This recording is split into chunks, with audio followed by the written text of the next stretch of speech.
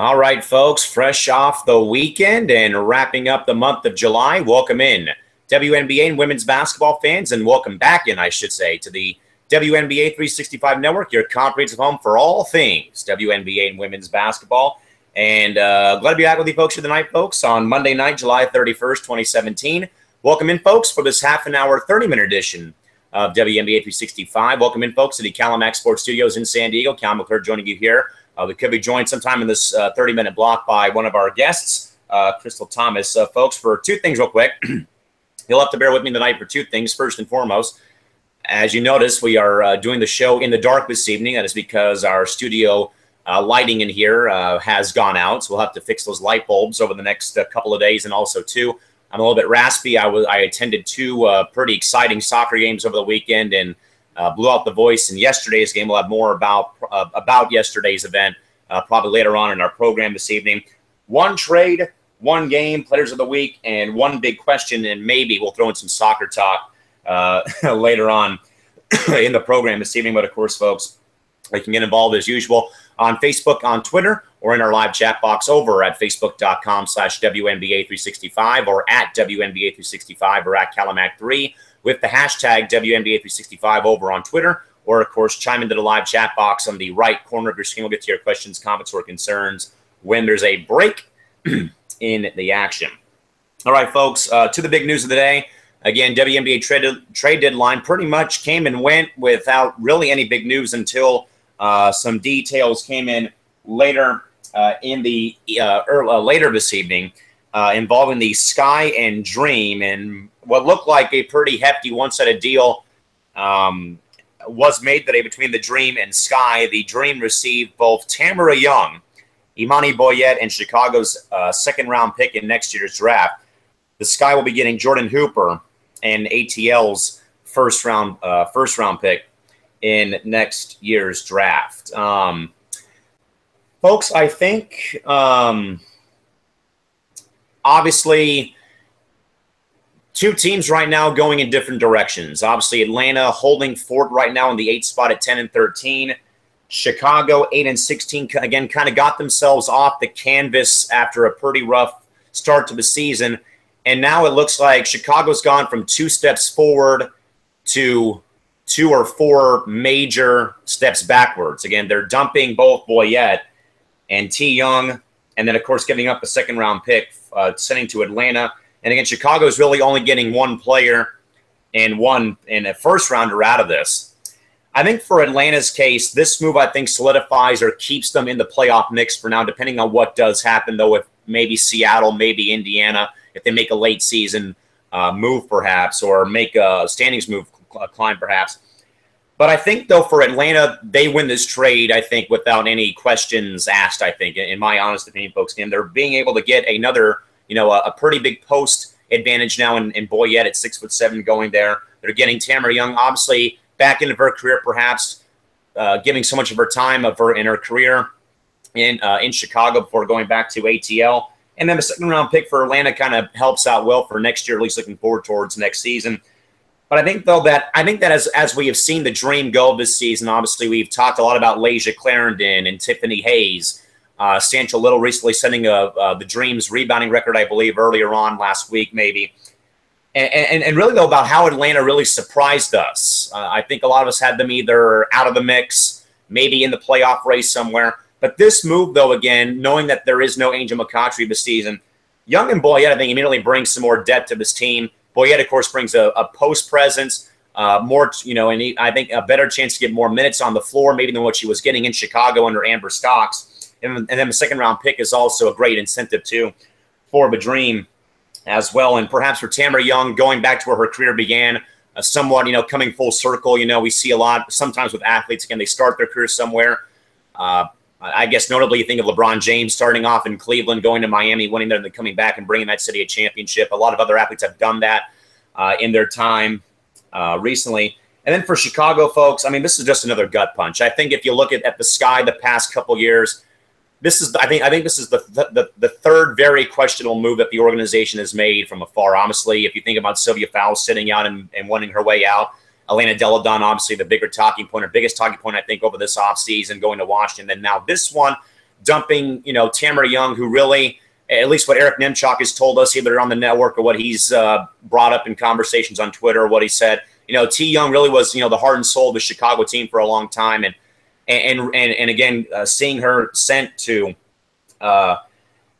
Atlanta, and then Jordan Hooper, I think, who we've seen in spurts with Tulsa, with Dallas, obviously, a work in progress. Obviously, seeing some of these teams, obviously between Tulsa / Dallas, going with, somewhat following the patterns of the Aglers and Busex of playing the vets over the rookies, or letting the rookies somewhat rot on the bench a little bit in capacities. A chance now for Jordan to probably go to Chicago, and I think give her a fair shake. I think it's obviously what has not happened, or what we have not seen happen in recent years, probably with talent in this league so far this season. All right, let's go now and check out the chat box from our good buddy Todd Mintz. He says, "What's up? Good to see you, man. Barry talks about Dio Boyette was out of favor with Dolson's big season. Chicago, I'm surprised not deal Pondexter to a contender. Sign of giving up." Obviously, I'm going to bring this up a little bit later on in the program, Todd, but presumably for Chicago, like I said, it was 2 steps forward with how they really, again, after that shaky start, got back on track. Obviously didn't make a lot, didn't make up a lot of ground above with teams above them. But again, I think though this is still 2 steps backwards again, because again, you're obviously dumping Tamara Young, who was we've seen in recent seasons at least, somewhat being that consistent player, or at least constant player in the mix. May not be scoring a lot or scoring a lot, but has been consistently with Chicago for the past couple seasons. Imani Boyette, I think Chicago, probably in a way, gave up on her, Todd, as you mentioned about Stephanie Dolson's breakout season so far. But I think, though, that would have been a nice little surplus or a little bit of a safety net. Again, I talked about this with Brittany Griner and Angel Robinson back in June before BG's injury. Was between Griner and Robinson, that was a pretty good safety net transaction made by the Mercury. And Chicago, at least in a perfect world, could have gone that route with that as well. Tuttle says ATL definitely locked now. Dallas or Seattle will fight for 8. Indy and Chicago are all but down. Atlanta has a lot of bigs. Boyette and Elizabeth Williams will be a good tandem. So presumably, if you take Callum McClurg's, Brittany Griner, and Angel Robinson formula, Todd, so it doesn't work in Chicago, but as you mentioned, now you've got Boyette and Williams to compensate in the middle now for the dreams that I think will work out for them. That will definitely work out for ATL going forward. Todd says not too negative about Chicago going for a top 4 pick, but Jordan Hooper is thrown in. Fans there are not happy. I'm sure Eric has a lot to say about it. And I think, Todd, as mentioned again, this is, I think, the 3rd gut punch that the Sky fan base has had to endure in the past couple seasons. Obviously, we think about Sylvia Fowle sitting out. We think about Della Dawn being disgruntled after the playoffs last year and forcing her way out to Washington. And now somewhat giving up on a young player in spite of what Stephanie Dolson's done, again, giving up on a very talented young 6'7" center. And then obviously dumping it, presumably in some people's eyes, an aging veteran perhaps. Okay, but top 4 pick works. That's 1 plus. But still, though, 2 wrongs don't make 1 right. Again, the trade, again, and again, involving Boyette and Young, still, though, I think, still has had a lot of people scratching their heads or palms up in the air like, what are you doing? I think it's the biggest talking point as well. Crystal Thomas wrote in to say, having tech issues, boo, should be in shortly. So Crystal, if you can get in here, if you can, you can. If not, if not. So again, folks, to reiterate the trade once more for the Dream, they acquired Tamara Young, Imani Boyette, and Chicago's 2nd-round pick for next year's draft. The Sky get Jordan Hooper and the 1st-round pick for ATL next season. I think, folks, to kind of put a bow on this real quick again, is I still think that Atlanta wins this trade at least again. Because again, as mentioned again, they're in a pretty good spot again with that 8 spot. And again, I think though it's more of a palms up or face palm moment for Chicago Sky fans for like the 3rd time in the past 3 seasons, 2 seasons, what have you. We've been gut punched again by the organization making roster moves like this. Moving on now, folks, to the again, folks, excuse me again.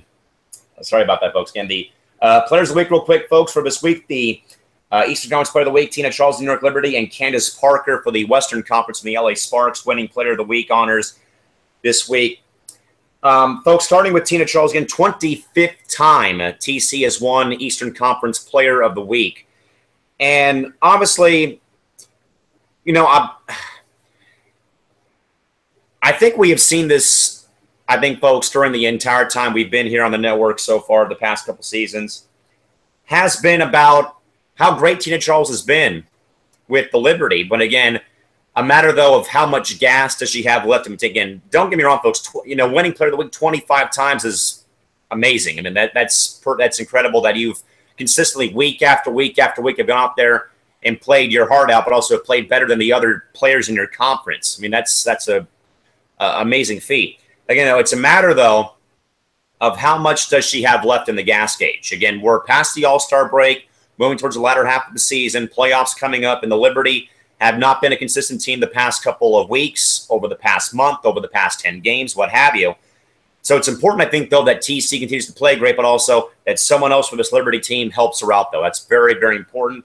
And for Candace Parker, folks, with the Western Conference Player of the Week, outside of the WNBA title, folks, that triple-double had eluded her for her entire career.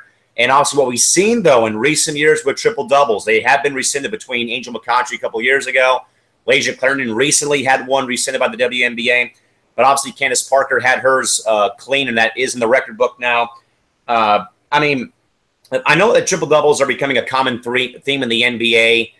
And they're really, I think, somewhat, in a way, before Brittany Griner, they were somewhat a rare feat, much like dunks were before BG came along, before Candace Parker, and even before Elise Leslie was. Both triple-doubles and dunks were pretty hard to come by. But now, between Griner bringing the dunk to the WNBA, and now with both Clarendon's near triple-double, it's still a triple-double in my book, only because I love Lasia, but also Candace Parker is now that more and more of those feats are starting to become check marks on the WNBA checklist of things to still accomplish. Going to the chat box, Todd says, looking ahead for Atlanta, at least looking ahead if Angel returns next season, could see Atlanta being the favorite in the East. Cooper pulled off a great deal. You know, a lot of it goes to Michael Cooper, I think, as well. I know, Todd, that probably I had question marks, or we all had questions about, has Cooper overstayed his welcome coaching in the WNBA after those great teams of LA in 01 and 02? And again, for a team that somewhat, as we've mentioned, has been, under the radar, either, somewhat above expectations and probably was not in the picture in a lot of people's minds this year with them losing Angel. This could be a very interesting and intriguing team come 2018 when they do get Angel back, between Tip and Clarendon and all the players we've brought up here on the network the past couple of days. Then you throw in T. Young and Boyette. Could be a pretty interesting tandem coming up.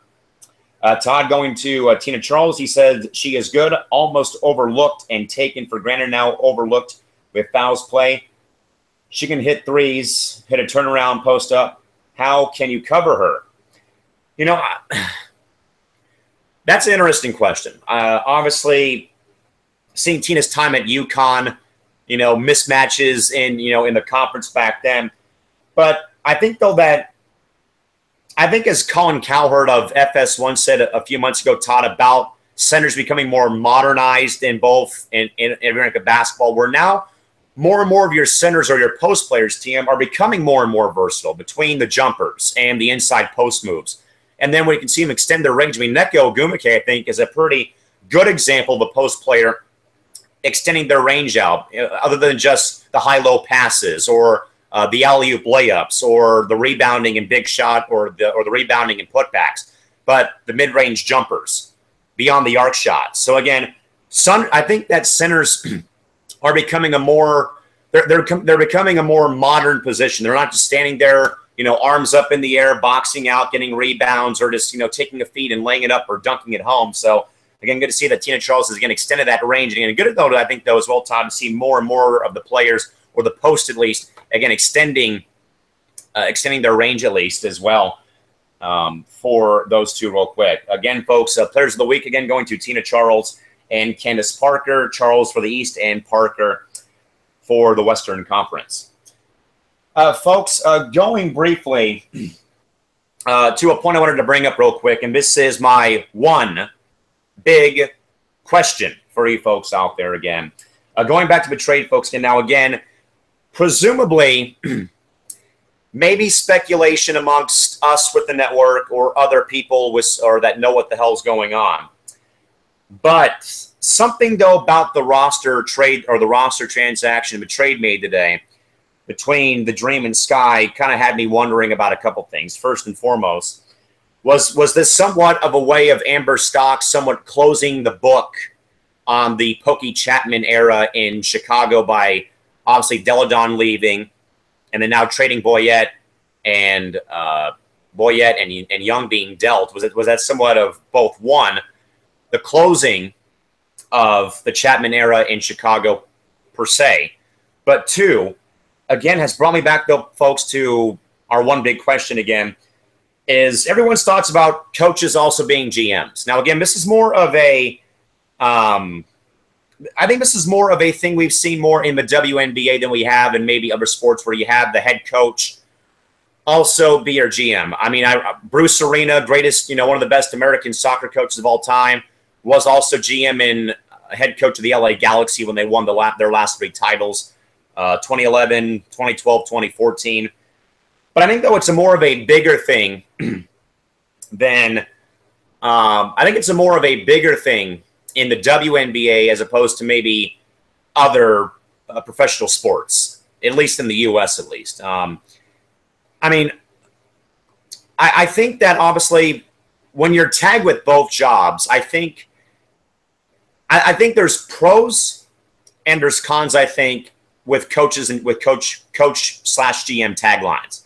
I think there's pros with this. Obviously, if you look at Amber Stocks, Pokey Chapman when she was in Chicago, Penny Toller for 6 games plus the playoffs in Los Angeles in 2015, is I think that they're able to somewhat, I guess, better see what works and what doesn't work as the GM of the team and knowing that they can make roster moves while also keeping their coaching duties safe. But I think, though, that there's also cons, though, folks, in regards to the coach GM tags, is it could create friction, though, not only amongst players in the coach/GM, but also potential front office issues, perhaps. Maybe. Now, again, I'm not saying that it does, but if you do look at what, again, at least, again, the Sky, I mean, I don't want to pile on Chicago and add more rain to the parade. But, again, if you look back over, again, Sylvia Fowles holding out, and then Deladon holding out and then forcing her way out over this past offseason under Pokey Chapman's watch. And then you bring in Amber Stocks again, who was like 7th on their list of coaching candidates, who, again, for one, did not have head coaching experience. Again, had plenty of, great work as an assistant coach, obviously with LA last year in the playoff run. But that could create some friction, though, I think, as well amongst the players, but also upstairs too with either the other members of the ownership group or what have you. So I think that there's definitely pros and cons with coaches and GMs being under one umbrella or one price tag. Again, we saw with Brian Agler a few years ago with Seattle, seeing it with Pokey in Chicago, seeing it now with Chicago again with Amber Stocks and a few other teams that have gone this route. So again, I think, though, that there is like a couple pros.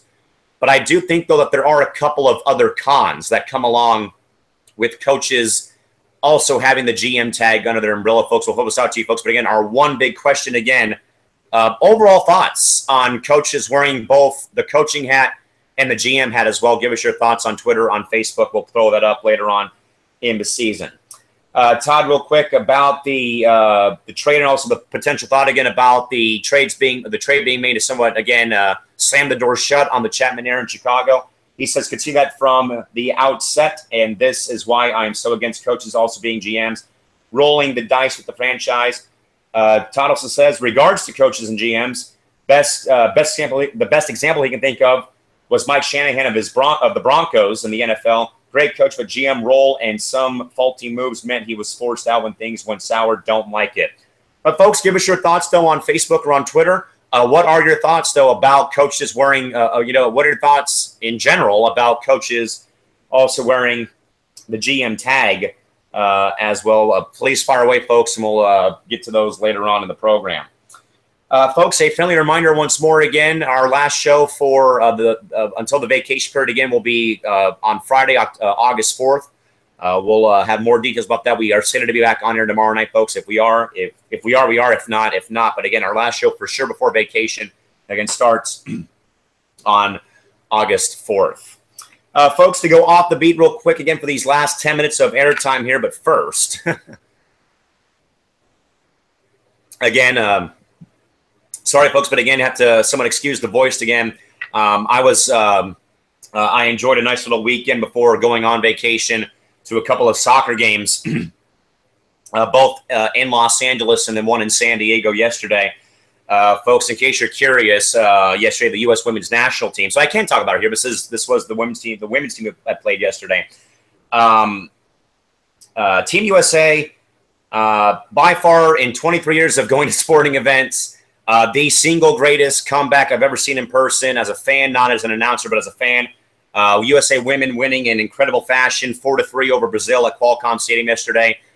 Trailed 3-1 with 12 minutes left of game time. 3 goals scored by Team USA in 9 minutes to go ahead and win the match 4-3 in their second leg of the Tournament of Nations, folks, before a crowd of 21,096 in San Diego yesterday at Qualcomm Stadium. And folks, something that I had noticed, and I got to Qualcomm at about 12 o'clock to attend the American Outlaws tailgate party in the parking lot yesterday. And folks, I'll tell you this much. I texted this to Jess, my great friend, who operates the Diana Taurasi's Bun page on Twitter. And I told her, folks, that, the amount of male soccer fans that I saw yesterday wearing Team USA women's jerseys yesterday totally outnumbered Landon Donovan jerseys, outnumbered Michael Bradley jerseys, outnumbered Josie Altidore jerseys, and for that matter, outnumbered every single men's soccer team or men's soccer player you can think of. In a city, folks, that right now is vying to get professional soccer in their hometown after losing the NFL just a couple of months ago, folks. I'll show you a couple of pictures real quick from the game, real quick, much like I did earlier on a few weeks ago when we had done this when I was on vacation, folks. But a pretty cool photo I'll share with you momentarily, folks. But again, this, folks, at least I've gone to 2 matches with the U.S. women's national team in San Diego, folks. And this is what I think we all wish every women's sport across the map, from basketball to softball to soccer to hockey to indoor cycling, that all of the women's sports, folks, can be attended and this much appreciated in every city across the entire country. I mean, folks, just going to this real quick. Again, I need to make sure I find the right picture first. Again, folks, 21,096 fans at Qualcomm Stadium yesterday for the women's national team's game yesterday in San Diego yesterday. We'll go ahead and show you this picture, folks, courtesy of Google Talk screen share. I mean, folks, it was a good day for me and my good friend, awesome friend, brother from another mother, basically, for my buddy Nathan Wiggins, Candace Wiggins' cousin, folks. It was a good day, folks, when we got on ESPN yesterday celebrating Samantha Mewis's goal yesterday that tied the score at 1-1 yesterday. And this is what I think we all wish women's sports in the U.S. could be, and what it hopefully will be sometime next year, 2 years, 3 years, or 4 years down the road. Again, folks, 21,000 people came out in the 82-degree weather in America's finest city to root on the women's national team and see, again, like I said, one of the more epic comebacks, or most epic comeback I've ever seen in my entire life of going to sporting events for the past 23 years. Again, 3 goals in 9 minutes. Again, 21,096, folks.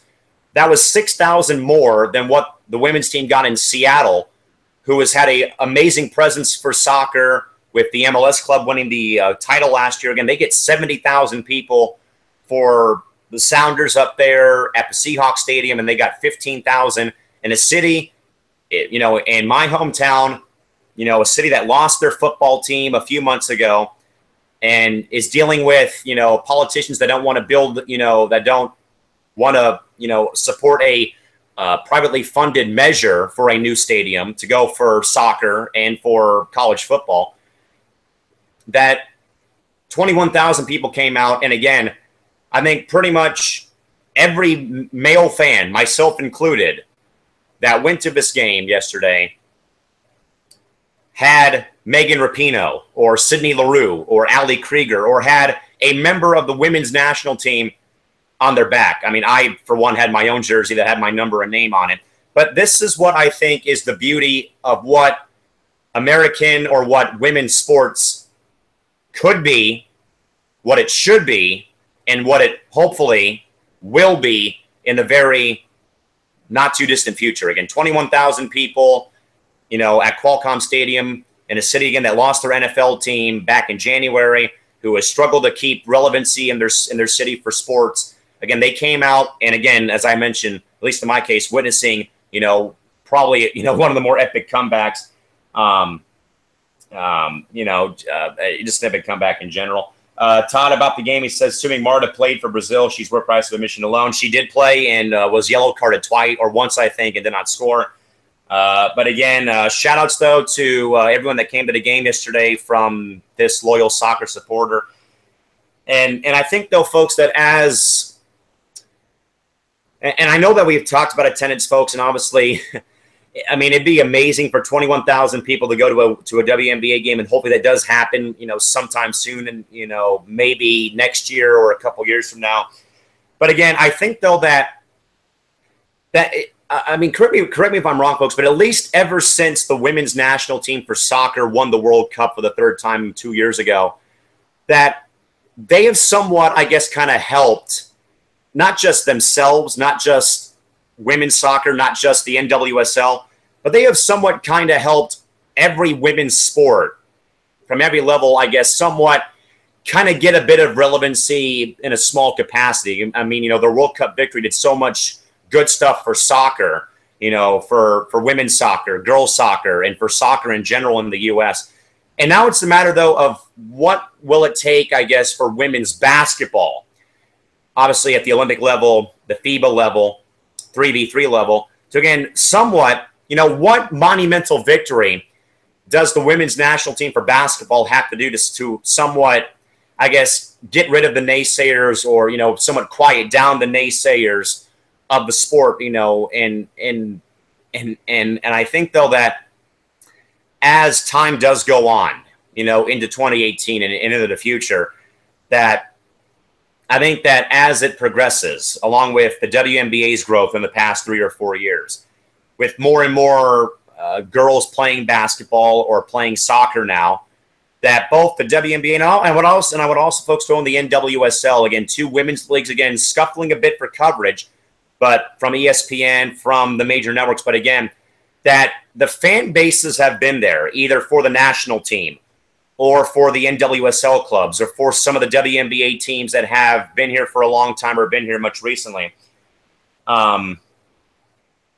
So I think that there's room for growth. But again, what we've seen recently, folks, just recently from World Cup victories, gold medal performances by the women's basketball team, that we're getting there, folks, slowly, but still, though, more needs to be done, and more will be done, I think, very, very shortly and soon.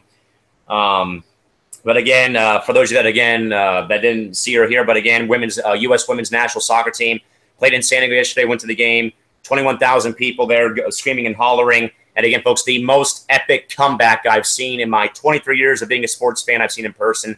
They rallied from 3-1 down with 12 minutes left, and they win the game 4-3 over Brazil last night down here at Qualcomm Stadium here in San Diego, California. With that, folks, again, we are slated to be back on air tomorrow. We will let you folks know what does happen. If not, as a reminder, our final show before vacation will take place this Friday. Time to be announced. With that, though, folks, thanks for sitting and joining us for the last 30 minutes. And we'll see you folks back here sometime this week. But again, as a reminder, again, our final show for the week will take place this Friday coming up. Again, roughly in the ballpark of 9:30 or 10 o'clock Pacific time. Again, and just folks, and also folks, real quick, one game tomorrow as well, the Liberty will take on the Stars, Liberty and Stars tomorrow, 5 o'clock p.m. from AT&T Center down there in San Antonio, Texas. With that, folks, good night, and see you folks next time. Bye-bye.